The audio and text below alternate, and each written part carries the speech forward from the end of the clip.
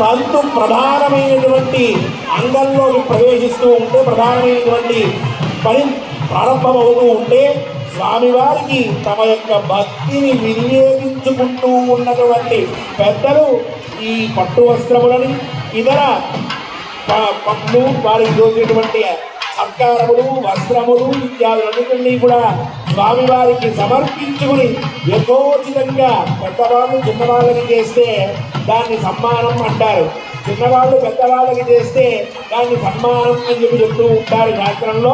స్వామివారికి సమర్పించి వారి యొక్క భక్తిని వారందరూ కూడా ఇక్కడ స్వామివారికి వినియోగించారు. ఇక అర్చక స్వాముల వారు కన్యాదాన ప్రధాన ఘట్టాన్ని స్వామివారికి ఇతరమ్మ వారిని చూడండి ఒకసారి ఆ దివ్యమంగళ విగ్రహాన్ని ఎంత విశేషంగా గోవిందరాజ స్వామి వారు చిరుమందహాసంతో భక్తులందరినీ కూడా చూస్తున్నారు. ఆ చూపు ఒక్కసారి మన మీద పడదా, ఈ జన్మ ధరించదా, మన జీవితంలో నిత్యము కూడా కళ్యాణ పరంపర రాదా? కాబట్టి సభక్తికంగా ఆ దివ్యమూర్తిని చూడండి. ఉభయ దేవేరులతోటి టీవీగా కూర్చుని సశాస్త్రీయంగా కళ్యాణాన్ని జరిపించుకుంటున్నటువంటి స్వామివారిని ఒక్కసారి అందరూ కూడా ప్రహ్లాద వరద గోవింద సుభాకరేశ్వర గోవింద